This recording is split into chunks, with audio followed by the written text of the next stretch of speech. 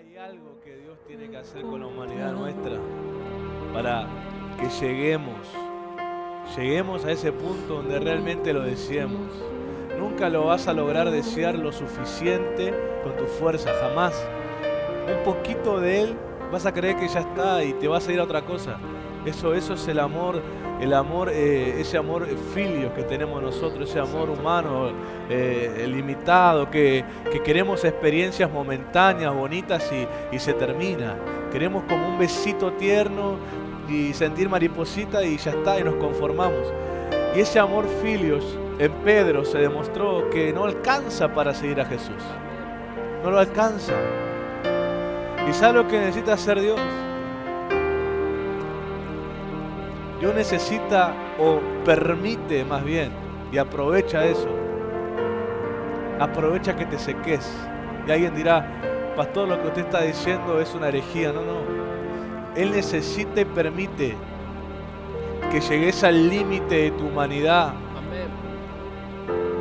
Para que cuando estés en esa situación que digas, no me alcanza. Ahí cuando puedas humildemente decir, no me alcanza. Lo intenté y no me alcanza. Como ese quebranto que tuvo Pedro 3 días. No me alcanza.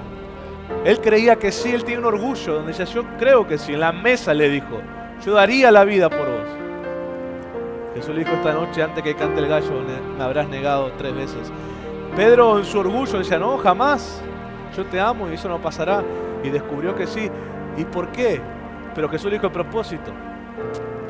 Luego que vuelvas, confirmarás a tus hermanos.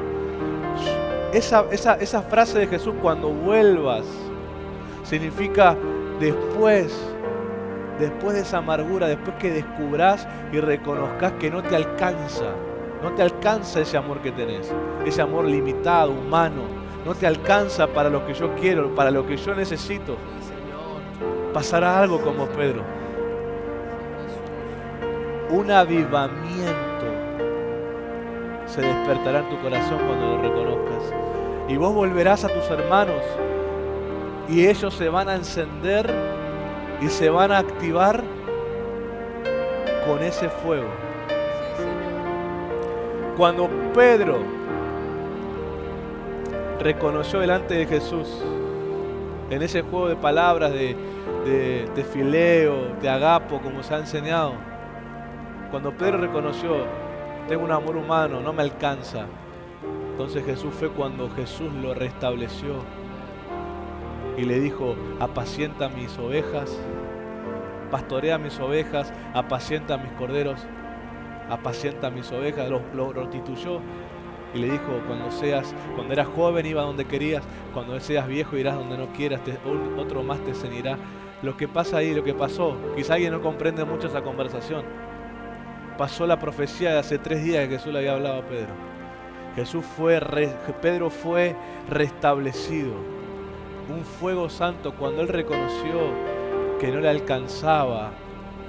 Es entonces donde descubrió su sequedad y se le abrió la sed. Se le abrió la sed santa. Por eso el inconstante estuvo 10 días por lo menos. Algunos difieren entre 10 y 7 días de que Jesús ascendió hasta Pentecostés. Vayan y esperen la promesa. Ese Pedro fue la voz, el liderazgo que hizo que los demás siguieran esperando que si Jesús lo dijo, iba a pasar. Por eso los encontró el día de Pentecostés. Hechos capítulo 2 dice, los encontró juntos y unánimes. Los encontró juntos y unánimes. Lo que usted no sabe es que a 500 hermanos se le dio la noticia que esperaban la promesa. Y 120 solo conservaron esperar hasta que pasara. 380 desistieron. Es que cuando vos querés hacer algo eterno con humanidad, no te alcanza nunca te va a alcanzar. Nunca te va a alcanzar, pero llegar a esa conclusión todos llegamos. El problema es que el que tiene orgullo no lo acepta. Y le echa la culpa a alguien más, le echa la culpa que Dios tardó, dice que Capaz que profetizó, se equivocó y mintió, pero no reconoce que es su humanidad, su orgullo, no quiere reconocer que con lo que dice ofrecer a Dios no le alcanza. Y no entiende que Dios lo empujó hasta su límite para que haga eso. Reconozca que no le alcanza, pero con humildad le diga al Señor, dame lo que me falta. Dame lo que me falta. Salmo 42. Están los hijos de Israel cautivos. No había templo donde entrar a adorar a Dios. No tenían la imagen de Jerusalén, la ciudad santa para ellos. Ellos al salir de ahí sintieron que salieron fuera de la cobertura de Dios. Estaban en ciudades paganas con idolatrías por todos lados y eso para ellos era una aberración. Y los que escriben, los hijos de Coré, los descendientes de Coré, vaya a saber qué número de generación ya eran. Empezaron a descubrir y a escribir un salmo bajo sed, bajo anhelo, desesperado por Dios. Y ellos piensan en el Salmo 42 diciendo, como el ciervo brama por las corrientes de las aguas, así clama por ti, oh Dios, el alma mía. Mi alma tiene sed de Dios, del Dios vivo. ¿Cuándo podré presentarme delante de mi Dios? Empiezan a relatar un relato nostálgico de un alma quebrada donde dice, yo me recuerdo cuando acompañaba y lideraba a la comunidad entre danza y celebraciones a adorar a Dios. Están recordando el templo, están recordando el lugar donde la presencia de Dios estaba. Y en medio de su sequedad empiezan a descubrir algo. Porque los salmos no se escribían en 5 minutos. Había momentos, eran ministrados, pausaban, continuaban otro día. Pero se ve que después de escribir las primeras estrofas de ese salmo, de plasmar en escritura algo que en su alma estaba pasando, descubrieron que tampoco les alcanzaba con solamente recordar y ser nostálgicos. Y una respuesta divina empezó a pasar en sus almas. Ellos descubrieron algo, que cuando vos anhelás a Dios, Dios es capaz de manifestarse donde sea. Y ellos levantaron con ese salmo en la cautividad, levantaron una adoración de sed. Y versículos más al final de ese salmo dice, un abismo llama a otro abismo, a la voz de tus cascadas. Todas tus olas y tus ondas pasaron sobre mí. Quizá alguien no comprende qué están diciendo. Quizás es un idioma muy poético. Quizás es un idioma muy filosófico. Alguien no tiene comprensión de qué están diciendo. Lo que están diciendo básicamente es, empecé con sed, pero estoy siendo saciado. Empecé siendo un siervo desesperado y ahora estoy siendo saciado con agua.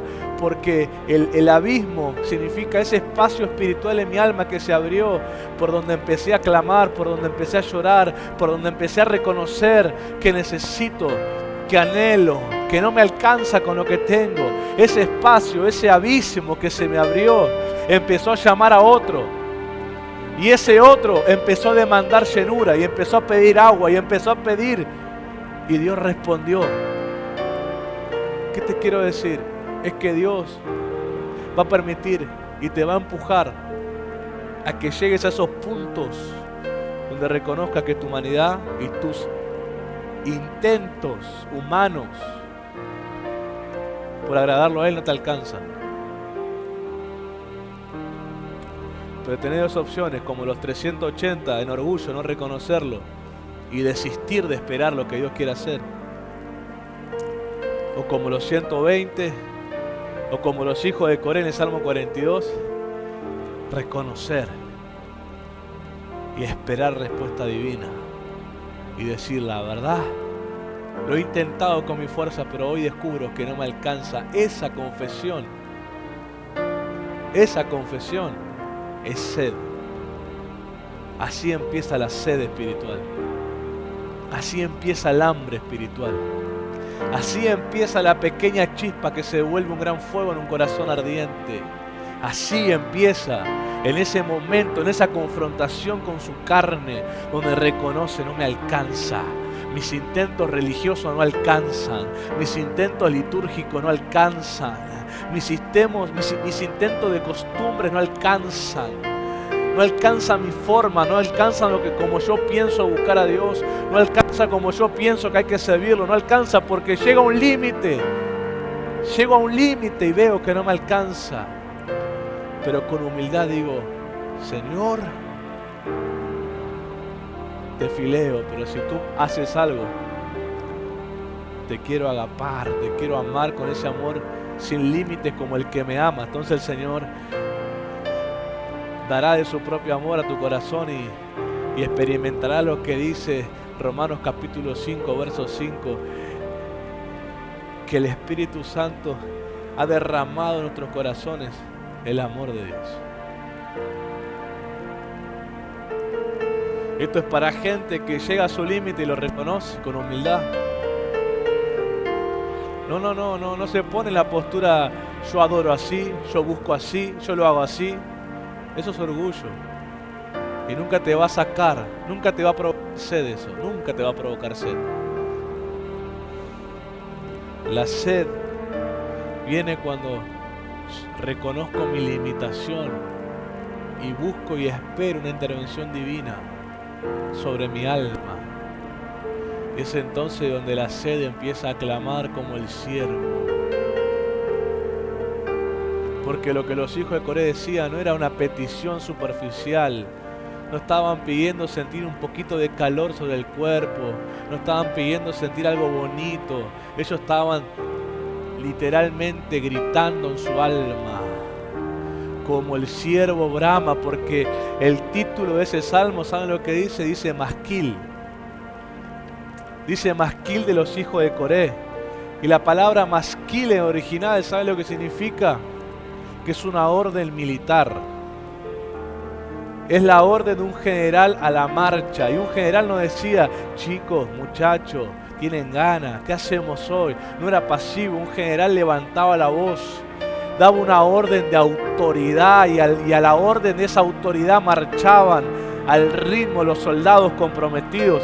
Así que ese salmo es un salmo de autoridad, es un salmo de hombres, levitas, de hombres consagrados, de hombres que sabían la unción, la autoridad y el poder que Dios les dio. Y mientras había un pueblo deprimido, porque extrañaba a Israel, porque extrañaba a Jerusalén, porque extrañaba el templo, extrañaba la costumbre, hubo levitas que el Espíritu se les despertó y empezaron a proclamarse de Dios como una orden espiritual. ¿Y saben lo que hizo Dios? Les dio un avivamiento anticipado antes que vuelvan a Jerusalén. Ellos empezaron a beber de la fuente inagotable. Por eso en tiempo de sequedad es tan importante estar bajo autoridad de alguien. Porque ese alguien con la autoridad que tiene de Dios te va a dar un masquil a tu oído. Te va a dar un masquil a tu espíritu. Te va a dar un masquil a tu alma. Te va a traer una palabra de autoridad para que se abra en ti lo que hace falta que se abra. Y es sed de Dios. Es anhelo de Dios. Lo que vos necesitas no es más recursos como pensás. No es más dinero como pensás. No es más favores como pensás. Lo que vos anhelás es al mismo Dios. Al que necesitas es al mismo Dios. El favor que necesitas es el del mismo Dios. Eso es lo que te vengo a decir esta noche como un masquil profético a tu espíritu. Despiértase de Dios. Despiértase de Dios. Reconoce que no te alcanza. Reconoce que no alcanza tus intentos. Con humildad reconoce que no llegarás a nada así. Y que Dios traiga sed. Que un abismo en tu alma llame a otro abismo. Y que las cascadas de Dios empiecen a descender sobre tu espíritu. Y nunca más querrás hacer otra cosa más que anhelarlo y buscarlo y hacer lo que Él quiera. Estos hijos de Coré se pararon y empezaron a decir, a cantar, porque su trabajo es cantar. Tenés que entender en la fe qué posición Dios te dio, y si es cantar, tenés que cantar. Si es tocar instrumentos, tenés que tocarlos. Tenés que entender que la habilidad que Dios te dio no es para usarla cuando te dan la gana, o te ofrecen ofrenda, o hay 3, 4 pastores que te van a aplaudir. La habilidad que Dios te dio es tu conexión con Él. Es tu conexión con Él. Eso de la cual baja su inspiración divina. Si la función que Él te dio es orar, ponete a orar. Ponete a clamar. Tenés que entender que lo que Dios te dio es la conexión de Él. Y los hijos de Coré dijeron: mi función es cantar, mi función es levantar la voz, mi función es tocar instrumentos. Y cuando hicieron eso, un avivamiento anticipado empezó a bajar sobre su espíritu. Salmo 126. Cuando el Señor nos hiciere volver de la cautividad, seremos como los que sueñan. Nuestra boca se llenará de risa y nuestra lengua de alabanza. Y las naciones dirán: grandes cosas ha hecho Dios con estos. ¿Saben quiénes son? Nuevamente los levitas. Mientras habían colgado sus instrumentos en los árboles llamados sauces llorones, mientras colgaron sus instrumentos y dijeron: no cantaremos, no cantaremos. Un momento en que se levantaron en su función y empezaron a profetizar. Gente anciana, gente que sabía que no iba a llegar, los años no le iban a alcanzar para volver a Jerusalén, pero le trajeron a memoria la profecía de Jeremías: 70 años pasarán hasta que vuelvan a Israel. Y ellos sabían que por su edad no llegarían. ¿Y sabe qué hicieron los viejos? En vez de ponerse a llorar y morirse amargados, volvieron a sacar los instrumentos de los árboles.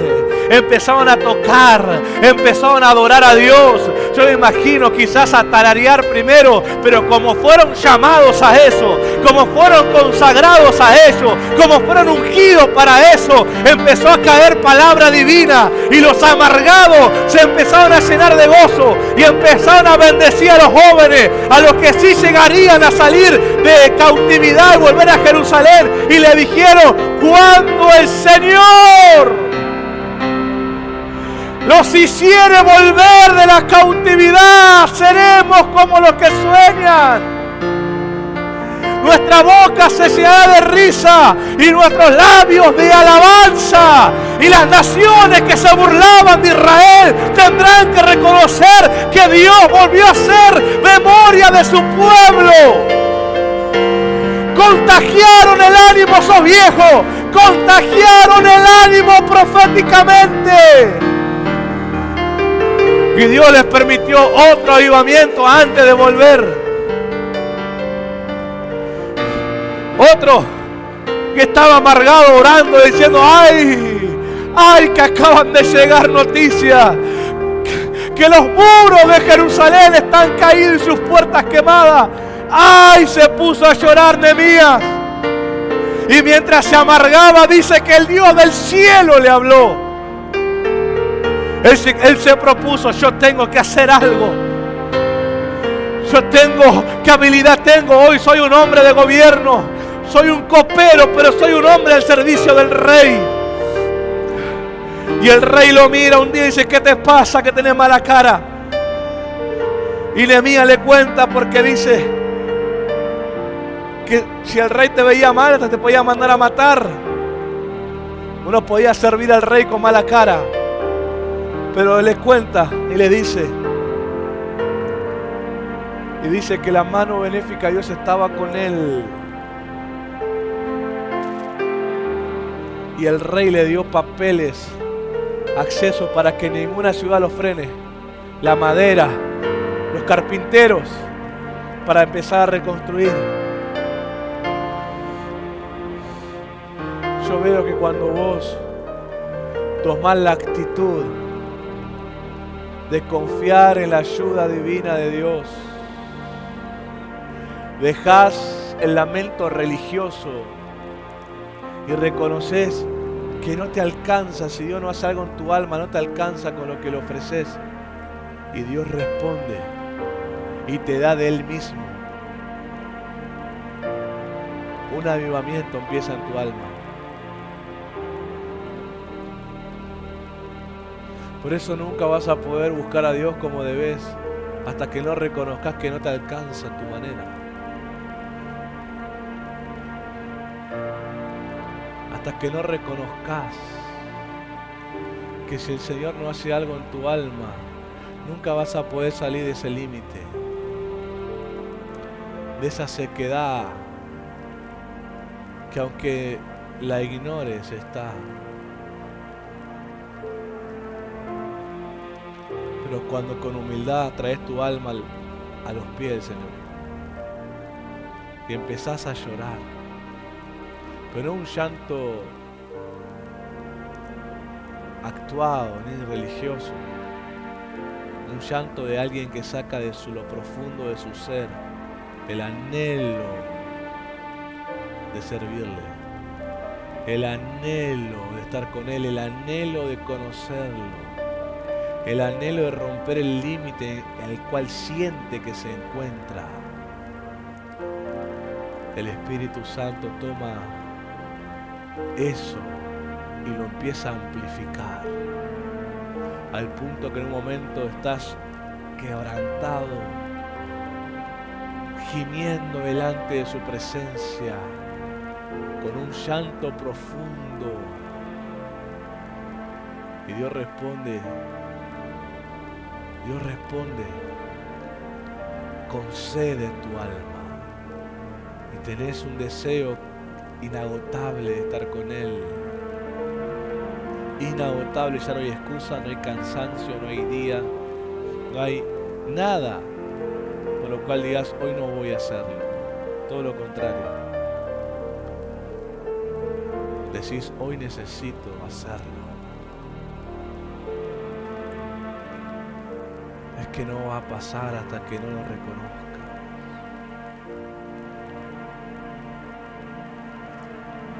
No va a pasar hasta que no digas, no puedo. Dice que Pedro lloró en la tercera pregunta. Se lamentó. Se entristeció, dice la Escritura, que le preguntara por tercera vez. Y fue ahí donde finalmente una confesión honesta. Tú sabes que te fileo. Tú sabes que te amo con un amor limitado. No tengo otro. Y donde el Señor le dijo, van a cambiar las cosas. Va a haber un cambio dentro tuyo. Una sed que nunca se acaba, porque cuanto más bebe de la fuente de Dios, más quiere. Se vuelve adicto. Más. Aún provoca que la presencia sea mayor. Ofrece más de lo que ha ofrecido. Porque su alma anhela desesperadamente la presencia de Dios. Anhelo ardientemente los atrios del Señor. Prefiero estar a las puertas de la casa de mi Dios que habitar en morada de maldad. Un día en la casa de Dios es mejor que 1000 días fuera de ella. ¿De dónde sale esa confesión? Del anhelo. ¿Y qué alma anhela? El alma que bebe de Él. La samaritana dijo, dame esa agua. Que Jesús le dijo, el que bebiere esta agua no tendrá sed jamás. Dame de esa agua, le dijo. Y Jesús le habló cómo beber. ¿Y sabe lo que le enseñó cómo beber? Adorando. Le habló de adoración. Le habló en espíritu y en verdad. Habló que el que bebe, bebe adorando. Bebe adorando. Adoración no solo es cantar. Adora cuando tiene esas actitudes de honra, esas actitudes de gratitud, de devoción a Dios, de admiración por la presencia. Admiran el carácter del Señor, lo admiran. Y empiezan a beber de Él, adorando.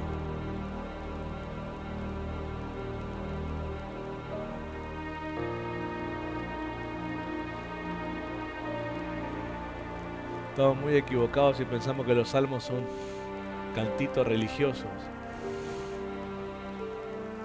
Los salmos son experiencias.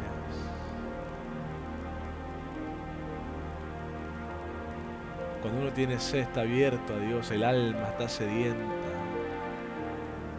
Cómo cambia el ambiente cuando Él empieza a cantar. Cuando uno empieza a levantar las manos, cuando uno empieza a orar. La sed que tiene empieza a expresar y el agua empieza a correr, el río de Dios empieza a correr en su alma. Contagia a otros que están cerca. Los hijos de Coré, los ancianos, contagiaron a los otros. Estaban amargados. Los contagiaron para que levanten expectativa y vuelvan a gozarse.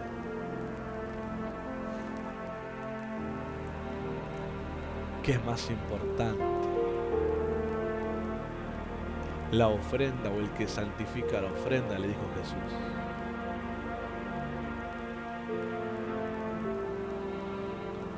Siempre es más importante el que hace la obra.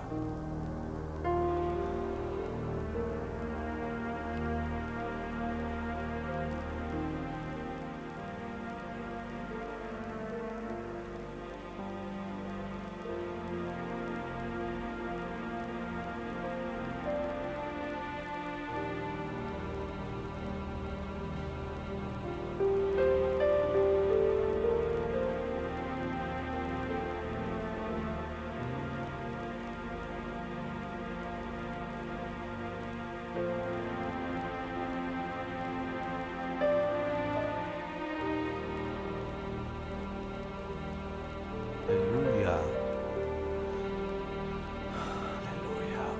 Vamos a ministrar el Salmo 42. Tome su lugar y abra su Biblia. Vamos a ministrar el Salmo 42.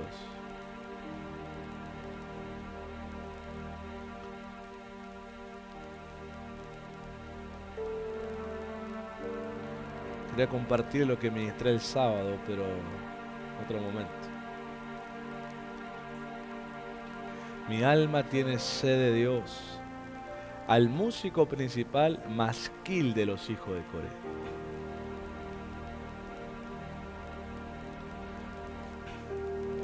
Esto es uno de esos salmos que es la antesala a un avivamiento personal. Es donde el alma se abre a que pase algo. Y como estamos hablando estos meses que quedan de cultura e intimidad, el mes pasado pusimos bases sobre la cultura de intimidad, la adoración y demás, y vamos a continuar sobre la cultura de intimidad en la oración. Una cultura de intimidad tiene un pilar llamado oración. El que tiene intimidad ora. No es alguien que no ora. Lo que pasa es que nosotros orar creemos que solamente decir cositas a Dios y nada más. Y la oración es conexión divina. Usted me va a escuchar esas expresiones, porque tenemos que restaurar nuestra forma de oír a Dios, conectarnos con quién realmente es Él y cómo hace las cosas, y no olvidarnos que Él es por naturaleza divino, eterno, santo, 3 veces santo. Por lo tanto, su comunicación, su expresión, Él no puede separarse de esas características de Él. Él no puede volverse natural. Él es sobrenatural. Él es espíritu. Entonces Él no puede, digamos, cambiar cosas para que nosotros podamos conectarnos con Él. A los que nos cambies a nosotros, para que podamos nosotros conectarnos con Él. Y Cristo es el mediador, el ejemplo. Su espíritu nos fue dado para que hagamos lo mismo. Por eso, el que realmente está comprometido con Jesús, realmente tiene una convicción de quién es Él, cree en la misión de Jesús. Es lógico que ore. No lee nada raro, no es algo extraño que diga oro, wow, qué increíble, no. El que ora es lógico. Hay cosas que hoy la gente llama sobrenaturales que son lógicos para el que vive en la fe. Que es lógico. Yo estoy convencido de la misión de Jesús.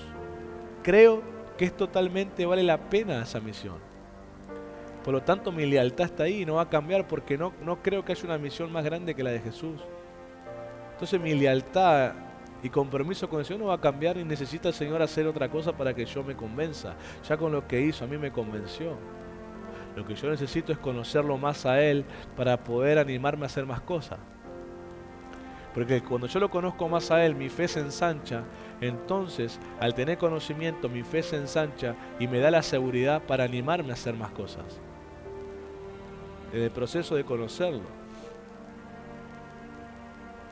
Todo lo que vos decís que no te animás, la respuesta es conocerlo para que te animes. Porque cuando lo conoces, tu fe se ensancha. Tu fe necesita conocimiento de Él para crecer, para ensancharse hacia todos los lugares, hacia las áreas. Cuando vos lo conoces a Él, tenés seguridad que le agrada eso, que Él quiere eso. Entonces en esa seguridad vos te movés.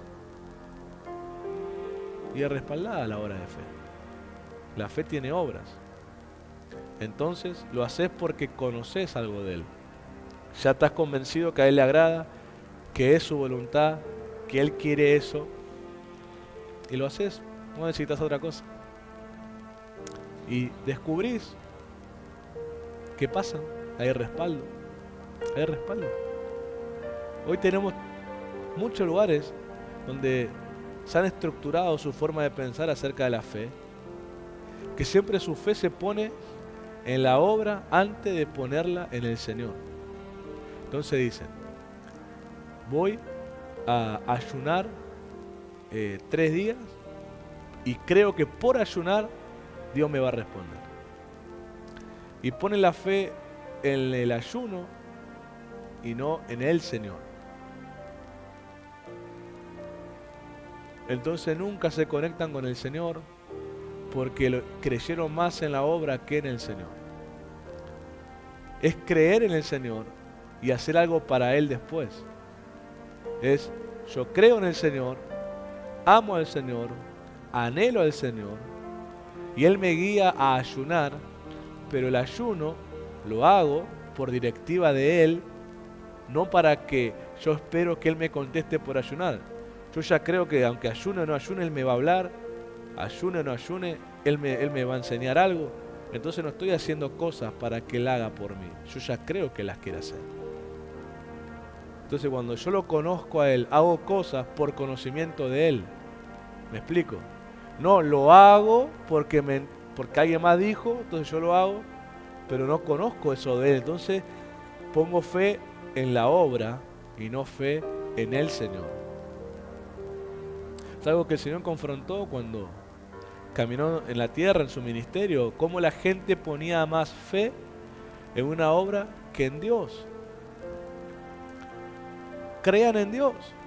Primero, crean y conózcanlo a Él. Y entonces van a hacer obras por amor a Él. No pensando que si hacen eso, Dios los va a considerar dignos que Él les responda. Sino que lo aman a Él, lo conocen a Él y hacen todo lo demás porque saben que a Él le agrada. Aunque parece lo mismo, no es lo mismo. Hay mucha gente que antepone en su fe una acción antes que el Señor. Entonces dicen, yo voy a ayunar. ¿Le preguntaste al Señor? No, pero yo sé que al ayunar Dios me va a responder. Entonces anteponen una obra antes que al Señor. O sea que hacen algo sin saber si Dios quiere eso. Y al hacer eso, lo que estás haciendo no es para Dios, es para vos mismo, es para tu religión, tu religiosidad. En cambio, en la comunión, vos vas fluyendo de acuerdo a lo que Él te va guiando a hacer. O bajo directivas de una autoridad.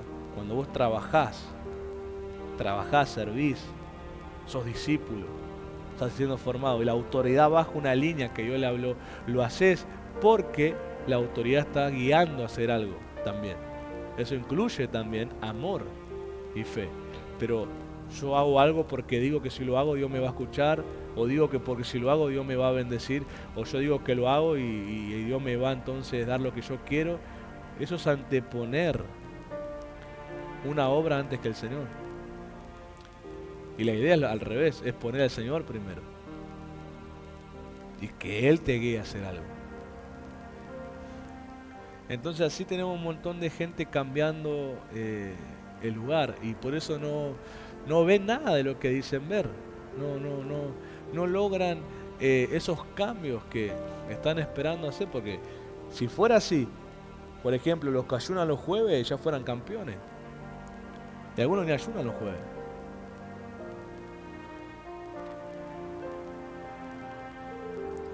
Y otros que ayunan mal. Creen que porque ayunar Dios está obligado a responderles algo. Cuando en realidad si lo hicieran por amor a Dios, el ayuno contribuiría a esa búsqueda que están haciendo. Lo que da poder, eficacia a una obra que digo que voy a hacer por el Señor o para el Señor, es si Él mandó hacerla. Vuelvo a repetir, una acción tiene poder y eficacia solo si el Señor mandó hacerla.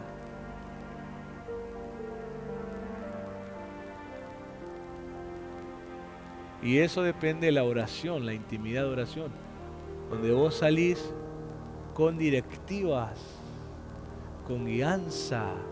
Entonces ahí el poder está guardado en la instrucción. El poder se esconde en la instrucción. Pasa que el que no ve el poder es porque no sigue la instrucción. Ve y lávate en el estanque de Siloé, le dijo al ciego, después que le puso lodo en los ojos. Ve y lávate en el estanque de Siloé, que significa enviado, ¿verdad? Y tuvo que bajar al estanque, lavarse. Él siguió la instrucción, en la instrucción estuvo guardado el poder. Porque así lo quiso el Señor. Ahora, si yo me voy a lavar la cara y digo, tengo problema en los ojos, no veo bien, me voy a lavar la cara, porque el Evangelio dice que al lavarse la cara el ciego vio, así que yo me voy a lavar la cara y voy a ver. No hay poder en esa instrucción porque yo me la estoy dando. Y la fe no es idiota, la fe es inteligente, la fe sigue al conocimiento, no a acciones almáticas sin sentido porque me emocioné escuchando una canción y Bartimeo vio y yo también, ay soy Bartimeo, y no, esas respuestas almáticas aunque suenan muy bonitas no tienen poder. El alma necesita sujetarse a una orden. Dice que el pueblo se desenfrena sin profecía. La profecía no es solamente decirte, ve lo que viene, la profecía son instrucciones. Entonces, un alma sin instrucción se desenfrena. Así que si tu alma quiere hacer algo sin instrucción divina, es un desenfreno lo que vas a hacer.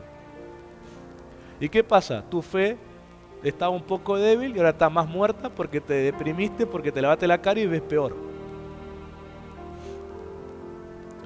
Y cuando vos hablas con la gente descubrí que ellos mismos se dijeron cosas, que Dios no les habló. Y ahí está tu problema. Que confiaste en cosas que vos te hablaste, que Dios no te las dijo. Y vos las hiciste diciendo, Dios tiene que respaldar esta locura porque suena bonito. Tu problema. Lamentablemente, tu orgullo de no ponerte bajo autoridad y hacer cosas de acuerdo a tu forma, te debilitó la fe hasta el punto de estar casi muerto en la fe. Porque el orgullo jamás puede proporcionarle fuerza a la fe en Dios. Nunca. El orgullo debilita. El orgullo es como la cizaña, envenena al trigo, le roba la fuerza de la tierra. El orgullo jamás va a contribuir a la humildad que Cristo quiere que tengamos. El humilde, yo te enseñé, la palabra humildad original significa que voluntariamente te pones debajo de alguien. En consideración, en condición y al servicio. Cuando Cristo nos pidió que aprendamos y seamos mansos y humildes, ¿cómo Él nos pidió eso? Nos pidió que funcionemos debajo de la mano de alguien. Pasa que no nos gusta aceptar esas cosas. Si vos querés te traigo una pizarra y te escribo el original, la palabra, y te muestro una foto, si no me crees, y te muestro que está explicado así.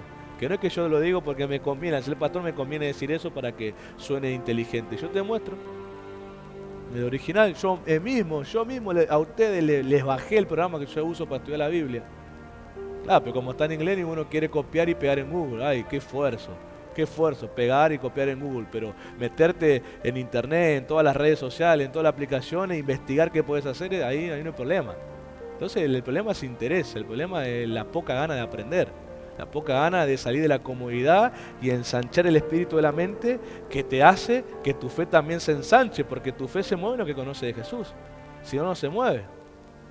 Entonces yo te regalé eso, que es un tesoro para mí. Y claro, si nunca lo valoraste, porque no tienes ganas de aprender de Dios. Acá no es si no soy predicador no estudio. Acá es el que es discípulo estudia, el que es estudiante estudia. Conoce a su Señor. Entonces, si vos estudiara la Escritura, el Mateo, cuando Jesús dice esa frase, aprenda de mí que soy manso y humilde, y estudiar la palabra manso o la palabra humildad, que son casi sinónimos, descubrirías lo que te estoy diciendo.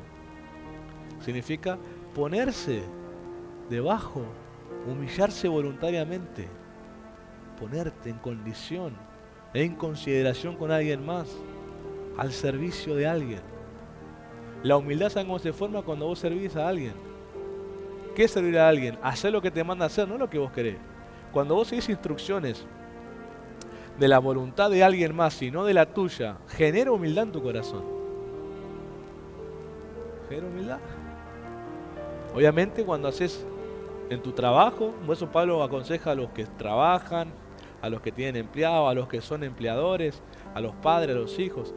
Aconseja cómo tienen que equilibrar la autoridad y el manejo de la autoridad, pero también nos enseña a que nosotros aprendemos humildad en el trabajo, cuando estoy bajo patrón, haciendo lo que el patrón me pide, el empleador me pide, haciendo caso cuando estudio a los maestros, a los profesores, dejar de ser alguien que refunfuña, se queja, maldice, insulta, critica al que mandó a hacer algo. Porque si vos estás sentado en la silla, porque vos sos el que no sabe, y el que está al frente es el que sabe. Entonces tu queja no se entiende. Si vos no sabés, ¿qué haces quejándote? Eso es orgullo. El orgullo es lo contrario. El orgullo es ponerte por encima de alguien, en consideración, en condición. Vos te crees mejor que alguien y crees que si vos estuvieras en el lugar de esa persona fueras mejor. Eso es orgullo. Dice que el primero que lo tuvo fue Satanás, Lucifer, y dijo en el orgullo, ¿qué dijo él? Que él subiría y se pondría a su trono. Él consideró ponerse por encima de Dios. La humildad lo contrario. Yo me pongo debajo de la autoridad porque reconozco que sabe. No como alguno dice, y me pongo porque no queda otra, y me pongo porque si no me pongo. Eso a la corta, bueno, no a la larga, a la corta, el que se pone debajo de alguien falsamente, a la corta, hay un cortocircuito. A la corta. Porque el orgullo no le permite seguir instrucciones. A la corta empieza a quejarse. A la corta la cara le cambia como a Caín. A la corta empieza a hacerlo no a la forma que le piden, sino que ya empieza a modificar. Todo llamado de atención para generar una confrontación. Porque están esperando guerra. Están esperando pleito. Están esperando pelea. Están esperando una confrontación. Y vos te das cuenta que es el orgullo, porque lo primero que te empieza a decir o a retrucar es que lo que vos haces lo haces mal. Como autoridad, vos sos el malo. Te empieza a atacar tu autoridad. Que lo que vos decís y lo haces está mal, que no es así. Que lo que le mandás a hacer no es así. Que lo que le decís que tiene no es así, te equivocás. O sea, vos sos alguien inútil. O sea, vos sos una autoridad inútil, una autoridad errante, que para ellos todo lo que decís no tienen, ellos no están de acuerdo, no está bien eso. Conflicto, orgullo. Y bíblicamente la respuesta es siempre la misma: echar al orgulloso. No puede estar en tu influencia. Lo mismo dijo Pablo cuando trae la historia de Sara y de Agar, de los dos hijos. Alegoría, dice la escritura, significa una historia, una comparación. Y dice que nosotros, los cristianos, somos hijos de la libre. Sería la esposa, Sara, la esposa, la libre. En cambio, los de la carne, los carnales dentro de los templos, que no siguen orden y todo lo que te expliqué anteriormente, orgullo, todas esas cosas, son hijos de la esclava. Significa hijos ilegítimos, porque no fueron engendrados con la mujer del pacto. No fueron engendrados en el pacto, sino fuera de él. Se injertaron. Y dice Pablo que se hace lo mismo que dice la escritura, dice Pablo: echad al hijo de la esclava. Entonces, por ahí no te echan directamente del templo, pero sí hasta que te mande, porque el orgulloso siempre se manda una que lo terminan pateando para que se vaya, porque no soporta. Su corazón se vuelve altivo contra la autoridad. Él no mira a sus hermanos para atacar, él mira a la autoridad para atacar. Por eso es considerada alta traición lo que hace. Alta traición. Pero mientras tanto, antes que sea expulsado del templo, la congregación, porque les va a llegar el momento donde se van a mandar una grave, van a tener que ser echados. Ya ha pasado, ya ha pasado. Y siempre es contra la autoridad. Vos fíjate que los rebeldes expulsados, siempre contra la autoridad, no contra un hermano de la iglesia, no contra una familia de la iglesia, contra la familia de la autoridad y contra la autoridad. Porque el que falsea la humildad, a la corta empiezan sus cortocircuitos. Pero lo primero que pasa es que sos sacado de la influencia divina del lugar. La influencia divina, el ambiente espiritual del lugar, que se mueve bajo unidad espiritual. Salmo 133, unidad en el espíritu. Los que están bajo la influencia de un lugar están unidos en el espíritu por la humildad. La humildad los hace estar unidos bajo la influencia de ese lugar, bajo la influencia de Dios a través de ese hombre, esa mujer, ese matrimonio o esa familia de autoridad que Dios puso. Y son ministrados, edificados. No solamente sienten, no, hermano, acá no se trata de sentir. Acá hasta el más infantil en la fe siente. Acá el tema es aprender, ensanchar el conocimiento del Señor para moverte en esa fe y crecer en la fe y hacer mayores obras en la fe por causa del conocimiento. Ese es el que está unido y ese es el que está en el mismo espíritu. Si no, no. Si no hay corte, y dice que el que corta es el Padre. Corta cuando dice que la rama no da fruto. ¿Saben lo que significa una rama que no da fruto? Y sigue conectado a la planta. Todo el que es jardinero sabe. Roba fuerza. Debilita la fuerza de otras ramas. O sea que hay otras ramas que pudieran dar más fruto, pero no están pudiendo darla porque le suministran un nivel de fuerza a esa rama estéril que no quiere dar fruto. Entonces el jardinero para sacar mayor provecho de una planta y que sabe lo que puede llegar a dar, corta la rama inútil. Tac, tac, tac, tac, tac. Son ramitas cortadas que tiran al fuego porque no puede hacer otra cosa. Y Jesús usó eso para hablar de la iglesia, de él mismo, lo que son de él. Dijo, y las ramas que no dieren fruto serán cortadas y echadas al fuego. Una traducción dice que esas ramas son ramas inmaduras que nunca han crecido. Y la única manera de crecer en la fe es conocimiento, no es sensaciones, es conocimiento. Yo también tuve un día como vos, no sabiendo cómo estudiar la Biblia y un montón de cosas. Hasta que los mentores empezaron a decir, el Strong. ¿Querés estudiar la Biblia? El Strong. El diccionario bíblico, palabra hebrea y griega, para entender las palabras de la Biblia. Libro así. Diccionario. Todas las palabras de la Biblia en el idioma original y ahí las puedes estudiar. ¿Querés conocer más de Dios? Me dieron la aplicación esa, MySword. ¿Querés conocer más de Dios? Me regalaron un tomo del Antiguo Testamento, así, de los primeros libros, del Pentateuco. Con las letras chiquitas así. Imagínate lo que leer eso. Pero siempre fueron vos que querés estudiar la Biblia, vos que querés conocer más a Dios, tomá. Libros carísimos. Carísimos, porque estudiar la Biblia, los libros que te ayudan, no valen 2.000 pesos. De 100.000 para arriba te valen. Y algunos son tomos y tomos y tomos. Parece que nunca se termina. Pero es ahí donde uno es después la fe que tiene. El conocimiento del Señor. El conocimiento del Señor. Pero una cosa te digo, para que ese conocimiento realmente vos te apropies y sea tuyo y legalmente te muevas con el poder que tiene, ¿sabes lo que te pide el reino de Dios? Práctica.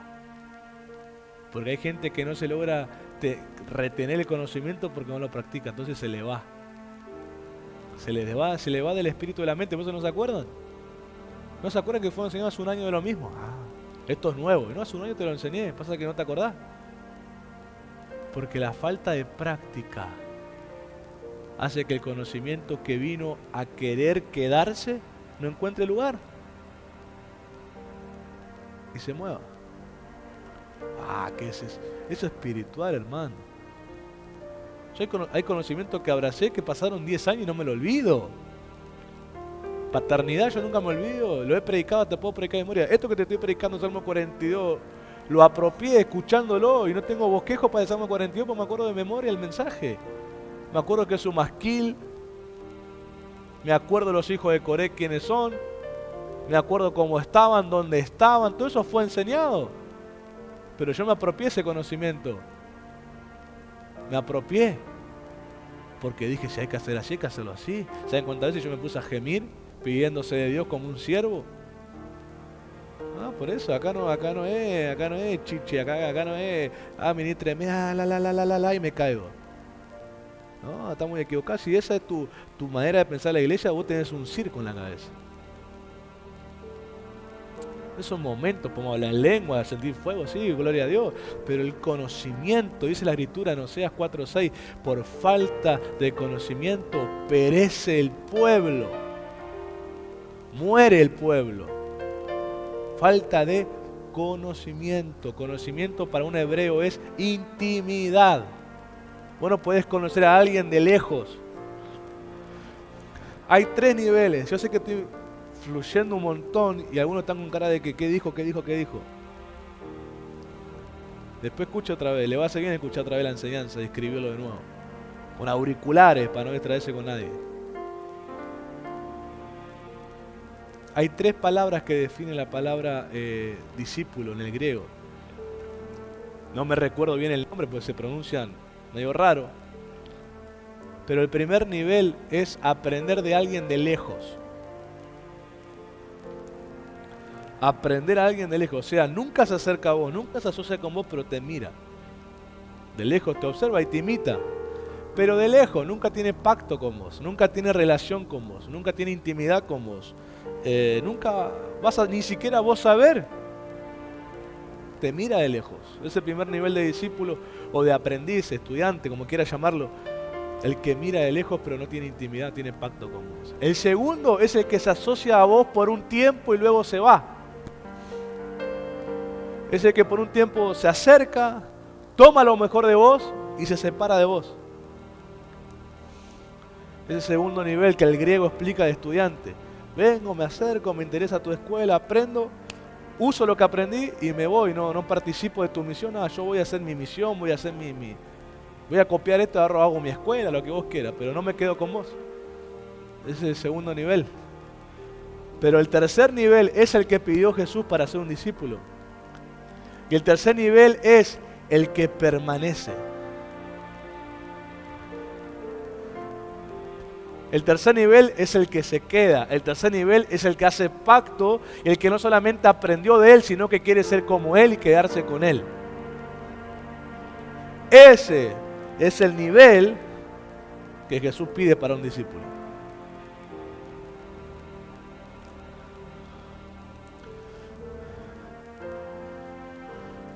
¿En qué nivel estás? El que mira de lejos, pero no se compromete, no hace pacto. El que se acerca un tiempo, toma lo mejor que puede, pero tiene pensado separarse, irse. O el que conoce, ama y quiere quedarse. Ese es el que exige el Señor. Ese tercer nivel. Yo creo que el que llega al tercer nivel un día miró de lejos. Un día miró de lejos. Pero dijo, no me alcanza. Yo creo que un día decidió acercarse, quizás tímidamente. Decidió acercarse, porque de lejos no le alcanzaba ya, quería saber un poco más. Y se acercó un poquito más. Ya como que habló, dijo, mirá, me gustaría aprender, me gustaría conocer más de esto. Y se acercó. Pero pasó algo que en su corazón dijo, yo ya no me quiero ir. Ahora yo me quiero quedar con él. Ahora yo quiero seguir sus pasos. Y ahora quiero que me pase lo mismo que le pasa a él, para bien o para mal. Yo creo que el que ya está a tercer nivel, un día miró de lejos, pero fue tanto la atracción que sufrió que ya no se quiere ir. Que ya no se quiere ir. El tema está que todos empezamos mirando de lejos. Y nos llama la atención. Decimos, ¿cómo Dios lo usa? Ya como explica el Señor, a mí me gusta. Pasamos al segundo. Me voy a acercar un poco más. Pero pasa algo. Eso depende de la humildad para mí. Me quiero quedar. Quiero ser su aprendiz. Quiero conocer a Jesús de la forma en que Dios lo usa a usted.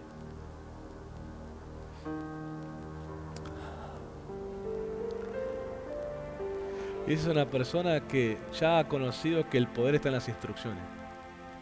No lo que él quiere, lo que la voluntad del Padre quiere. El tema que está es que tanto se meta a obedecer la voluntad de Dios que ya la voluntad de Dios también pasa a ser la suya. Porque tanto conoces a alguien que ya te moves como él sabe que le gustan las cosas. Y el poder empieza a aparecer. El poder empieza a aparecer. El sábado estaba ministrando en aquel lugar, estaban haciendo paternidad, la oración del Padre Nuestro, un montón de cosas. Y empecé a educar un poco con los dones, empecé a decir, pon que tenga don de profesión, no puedes profetizar porque querés, si Dios te dice que no, es no. Aunque tenga don de sanidad, si Dios dice que no, es no. Y empezar a educar, porque así Dios le habla a un hijo, así trata Dios a un hijo. La respuesta de Dios a un hijo es sí o no. Es un sí o un no, o también esperar, algunos dicen y esperar, también puede ser una espera. Pero Dios no te va a dar otra respuesta. Dios nunca te va a decir lo que vos quieras. El Padre no te va a decir, ¿y qué pensás vos querés? Él va a dar su voluntad y después fíjate qué haces.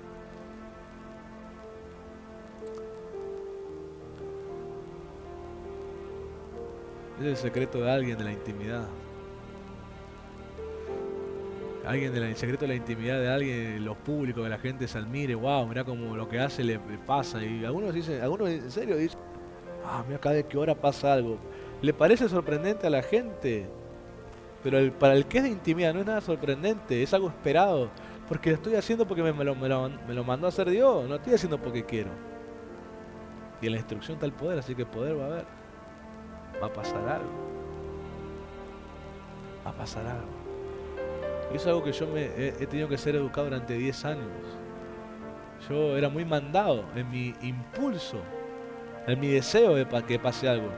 Muchas veces metí la pata, muchas veces cometí errores, muchas veces. Me adelanté a tiempo, muchas veces hice cosas que Dios no quería, pero yo quería hacerlo porque yo quería que pasara. Hasta que Dios me empezó a educar con proceso y quebrantos para que aprenda. Eso dimensionó el ministerio y dimensionó la fe para moverme. Ahora, si Dios no me guía a hacer algo, no lo hago, sencillamente y me voy. Y si Dios quiere, lo hago. Porque yo miro caras, pero Dios mira el corazón y sabe qué está pasando adentro. Entonces, en aquel lugar, ellos dicen que se dieron cuenta. Yo no sé si fui tan obvio, pero ellos dicen que sí se dieron cuenta. Yo tuve 15 a 20 minutos, yo quería entregar y no podía. Quería entregar el micrófono, quería ya terminar la administración. Y no podía. Durante 15, 20 minutos estuve, que no podía. Y me venía. Los jóvenes muy receptivos. Tímidos, pero muy receptivos, muy abiertos, se percibía. En un momento digo, yo quiero terminar, pero no puedo. No me deja el Señor, porque sé que todavía hay alguien al cual Dios quiere tener un encuentro con su vida. En ese momento pasó corriendo una chica y se tiró al piso. Pero aunque la chica pasó, quizás también era para ella. No fue hasta que no le señalé al muchacho que estaba en el control. Cuando él se da vuelta le digo, no conozco cuán profunda es tu relación con el Señor, pero lo que yo te digo es que el encuentro del que estoy hablando es el que Dios quiere tener con vos. Y se desarmó el chico ese. Pero le salió un llanto, no ese llanto de la lagrimita así, le salió un llanto de adentro, como guardado. ¿Verdad o mentira?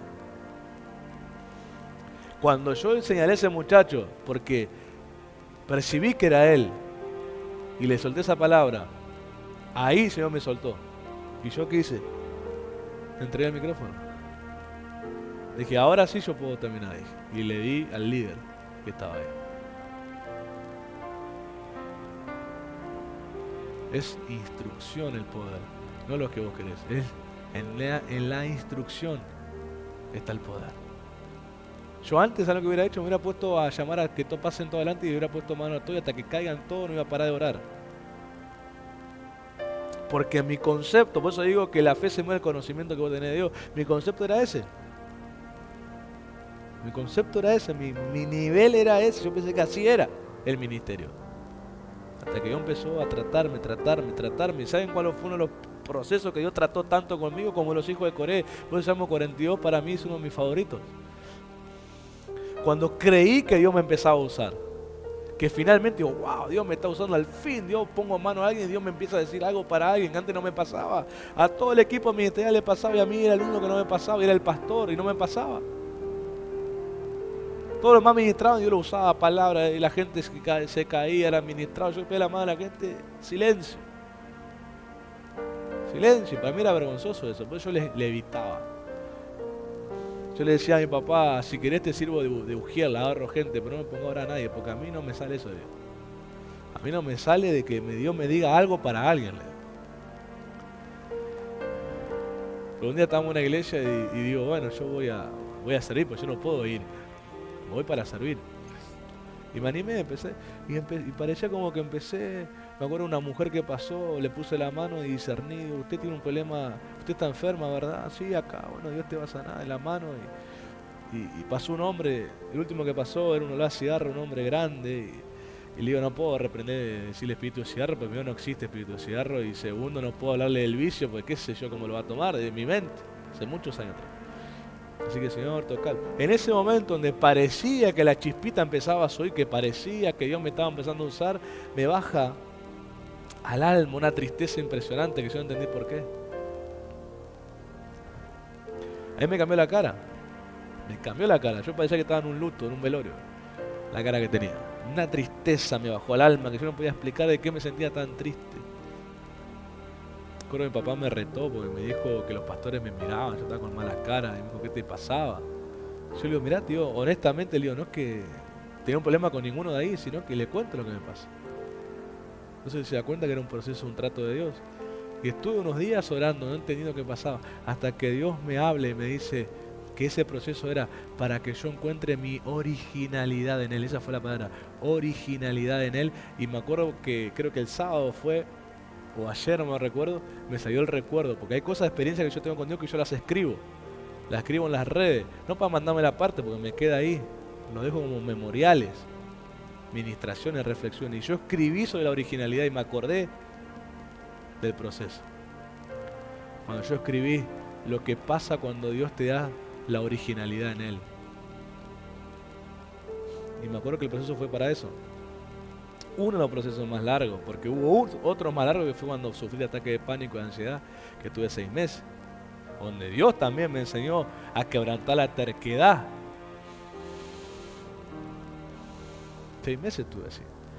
Ese fue el más largo por ahora, el de la ansiedad y ataque de pánico, que gracias a Dios me liberó el Señor. Nunca más necesario. Y esos procesos del Salmo 42, cuando yo lo encuentro o soy atraído a Él y encuentro esto, mi alma tiene ese Dios, empecé a entender el proceso. Lo que yo sentí no fue una depresión como pensé que era el abismo. Entonces yo agarré, me fui a estudiar el Salmo 42, a conocer más qué significa. Y un abismo en el original significa un hueco, un espacio que se abre. Un hueco. Justo por ese tiempo leí el libro de Cash Luna en honor al Espíritu Santo y él menciona un proceso similar y cuenta lo del Salmo 42, lo del un abismo llama a otro abismo. Y él cuenta que venía de un tiempo de muchos milagros haciendo Noche de Gloria. Y que estaba en un restaurante comiendo con pastores y los pastores admirados de los milagros que habían visto. Y mientras estaban gozándose y honrando al pastor por cómo yo lo usaba, dice que de repente él le agarró una tristeza y se puso a llorar como un niño perdió a su madre, dijo. Él escribe, ¿no? Así como un hijo pierde a su madre, así se puso a llorar él y no entendía de que los pastores lo miraban diciendo qué le pasó, que parecía el mejor momento de su ministerio, él sintió la tristeza más grande. Y fue cuando descubrió el Salmo 42 también. Un abismo llama a otro abismo. A la voz de tu cascada, todas tus olas y tus ondas pasaron sobre mí. ¿Por qué puedo recitar eso de memoria? Porque tú sabes cuánto me leí el Salmo 42 y cuántas veces me aferré al Salmo 42. O sea, cuando es conocimiento divino nunca se te va de la mente. Nunca se te va. Y te vienen cuando lo necesitas, te aparece. Y ahí dije, es un abismo lo que se me abrió, es un espacio, no es una depresión, es un abismo. Encima el libro lo explica también, que significa que es un nivel que Dios ya completó. Y ese abismo llama a otro nuevo que se abra más grande, para que vos sigas creciendo en tu dependencia de Dios. Porque en este nivel vos ya estás seguro, vos ya te crees, ya sabés, ya conoces tus capacidades. Y llama a otro, donde te volvés a sentir vulnerable, dependiente, necesitado de aprender para que la humildad siga.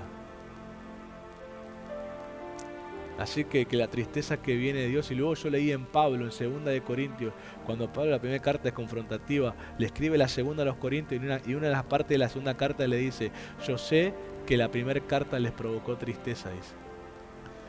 Sé que los hice llorar con la primera carta y a lo primero me lamenté, pero luego me alegré porque la tristeza que les provoqué no fue de la carne sino del Espíritu, y la tristeza que es del Espíritu es para salvación.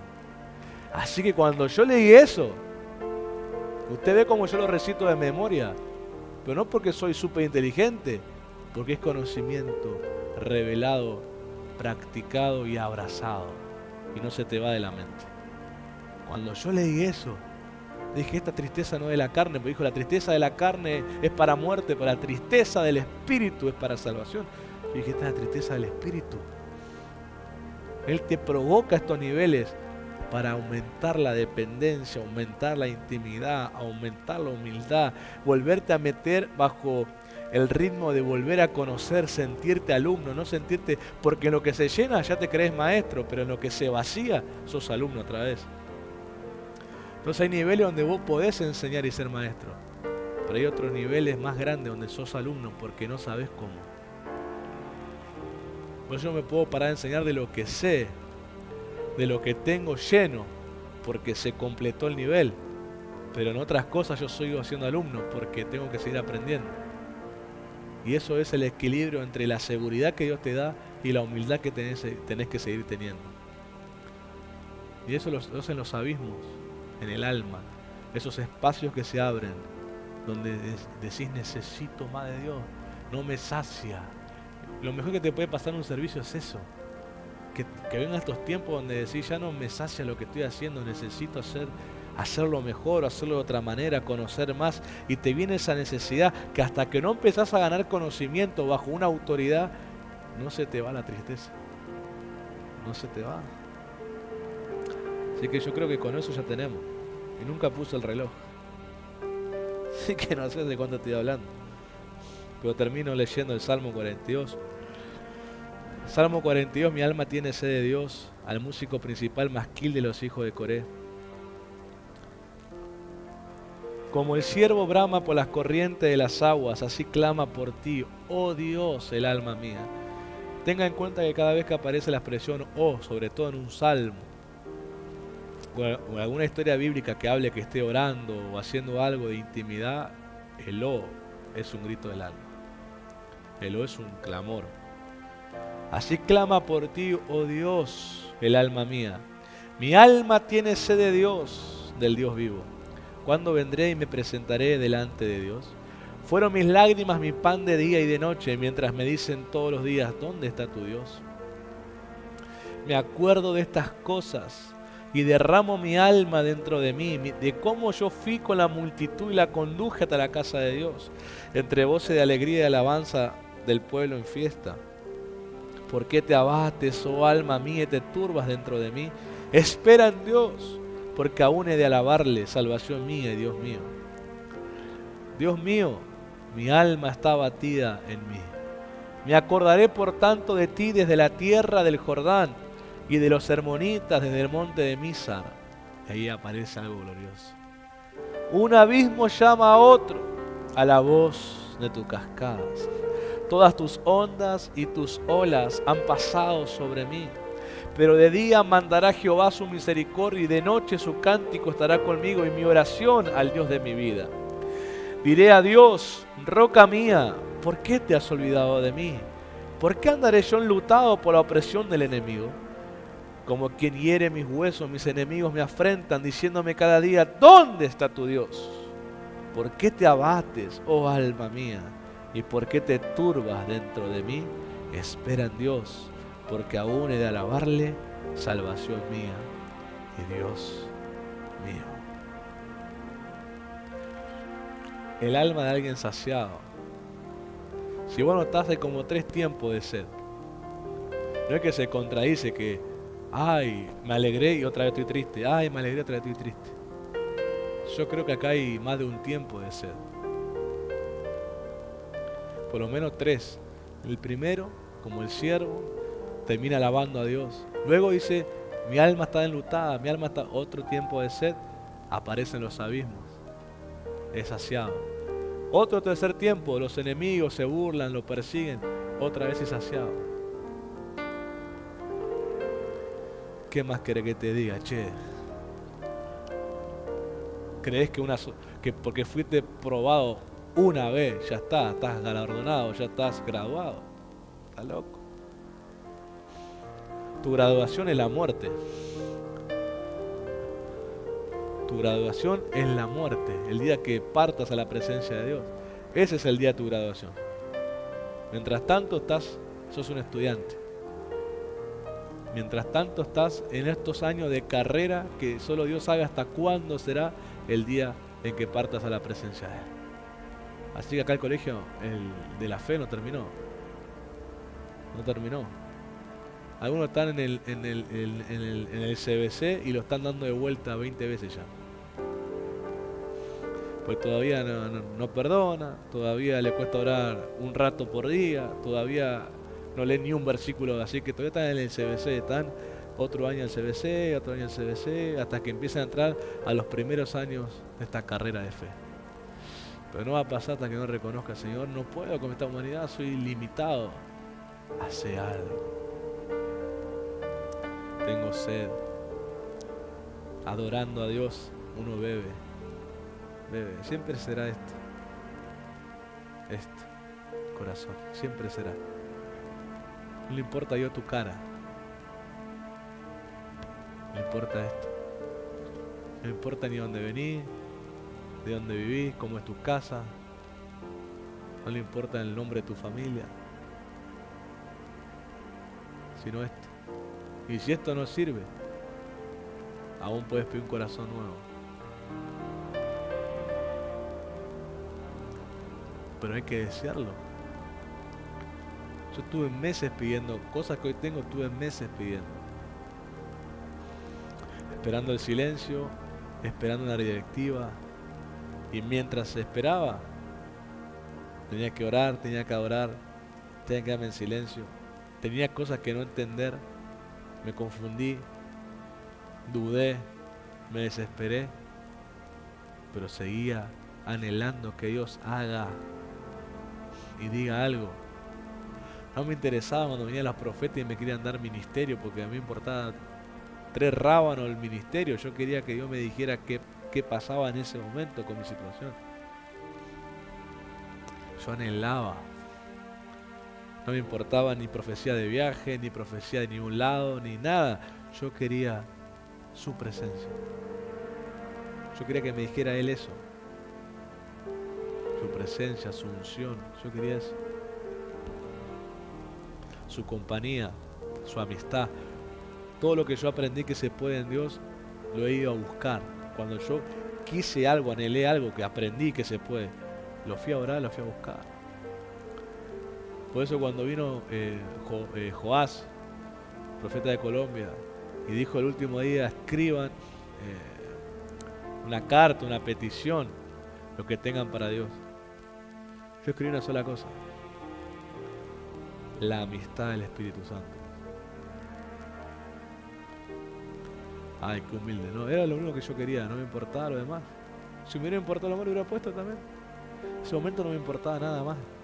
Una amistad con el Espíritu. Porque había leído que se podía. Digo, yo quiero la amistad del Espíritu Santo. Quiero que Él sea mi amigo. Entonces Dios lo usa a Joás en ese momento, ese día, esa administración. El último día. Y Él me pone la mano y me dice, Él se pone a llorar, Él se quebranta, porque uno de los que me contó cercanamente una relación con el Espíritu Santo como amigo fue Él.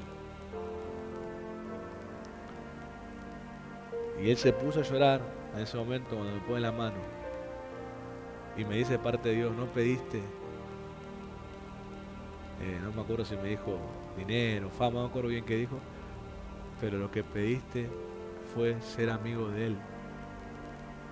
Y el Señor te dice que Él es tu amigo.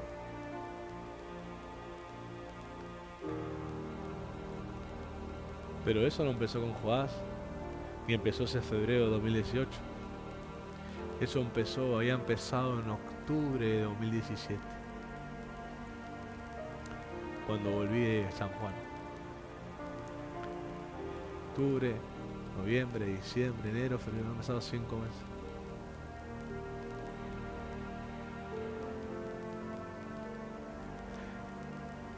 Antes me habían dado libros, mentores míos. Leete este libro, Dios me dijo que leas este libro, Avivamiento en Asia, creo que era, de Mel Tari.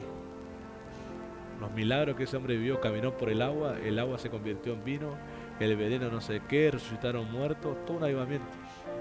Un día estaban orando y dice que los bomberos llegaron creyendo que la gente decía que el edificio estaba en fuego. Y los bomberos llegaron y no era fuego, literal era fuego del Espíritu. Y la gente veía fuego en el edificio. Me lo devoré al libro de Meltari, avivamiento.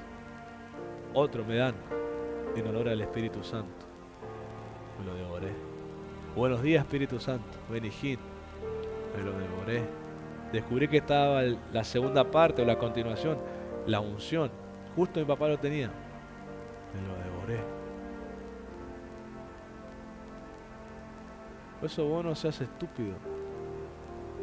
Cuando una autoridad que Dios le dio la responsabilidad de educarte, te da algo para que leas. Te da una directiva. Dice, aprende sobre esto, ¿me entiendes?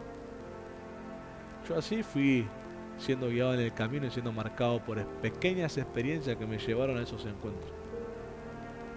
Porque lo que hace Dios primero es despertarte el suficiente anhelo, la suficiente sed para entonces traer la fuente. Pues si vos tenés un poquito de sed, no alcanza. Un poquito. Como a Dios le gusta aumentar la sed en la gente. Y le da que la gente quiera más, hasta que llega el punto donde Dios dice, ahora sí les derrama. Pónganse en pie, los caras de sed.